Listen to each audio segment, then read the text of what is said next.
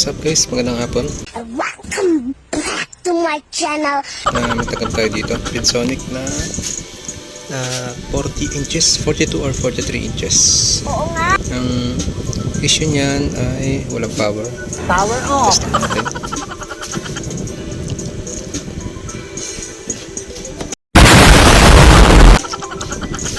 May switch yan dito. Naka-switch na yan. Oo nga. Ito. Pero kung makikita nyo, wala siyang kahit indicator. So, yan. Subukan natin buksan. So yan guys, nabuksan na natin. Medyo may kunting sapot ni Spider-Man. Yan. Kalating kilo na siguro. Sapot. Ito. Kasama ng kanyang takip. Sumabit. Bye.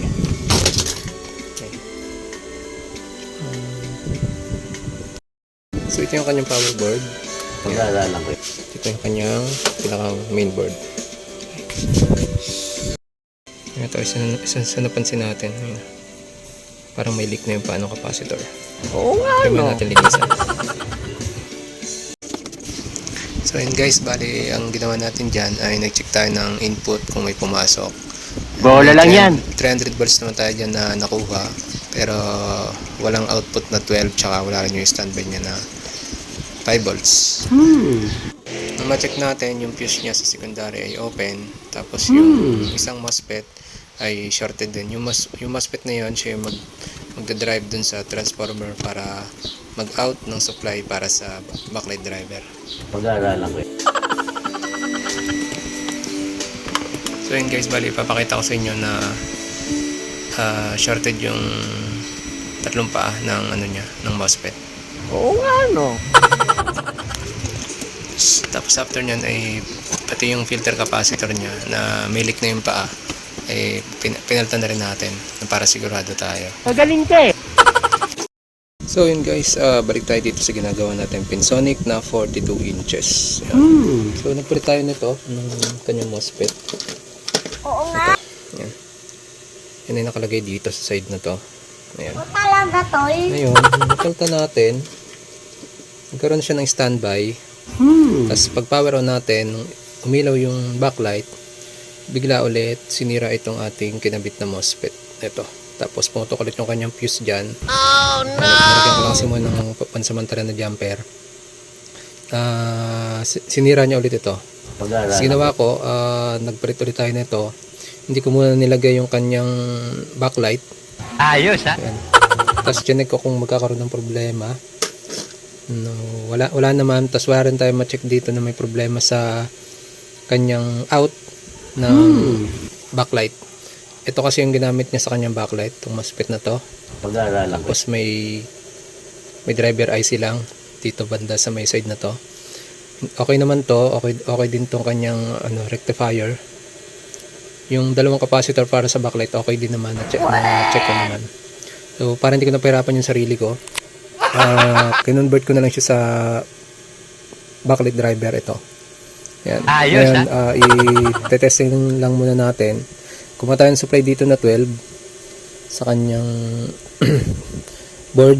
Tapos yung trigger niya muna, nilagyan ko muna ng resistor para lang mapailaw natin. Pag-aaralan ko. So i-testing natin. Saksa ko na. Kung makikita nyo, umilaw ng kanyang standby. Oo nga, Tapos no? nakailaw na rin yung backlight natin. Patayin ko yung ilaw. Yan. Yan, nakailaw na yung ating backlight. Oo Kasi nga. nga, may supply na agad siya na 12. Naka-trigger na rin siya kaagad dito sa ating backlight driver. Kaya't makikita nyo dito sa harap. Yan, may konting liwanag na siya. Ipa-power on na natin. Wait lang bunso, wait lang. Ayan, nagkulay green na siya. Ibig sabihin na gumana na yung natin. So, check natin sa harap. Ayun o. Wow! Mayroon na. Signal na. Nasaan yung no signal? Andun pa, ayun pa. Sa dulo, no signal. Ayan.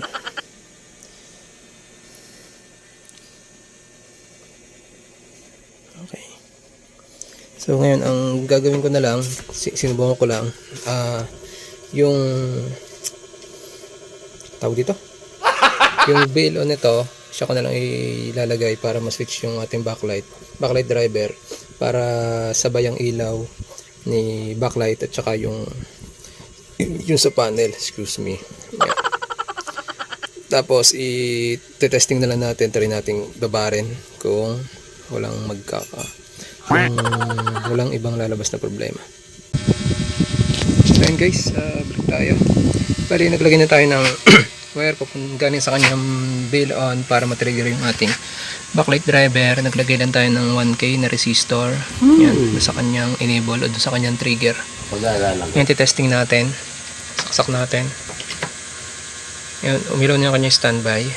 Red, pero kung mapapansin nyo, hindi na kagad nakilaw yung kanyang backlight. Kasi nga, wala pang trigger. Galing doon kay bail on, papunta dito sa ating backlight driver. Tapos power ko natin.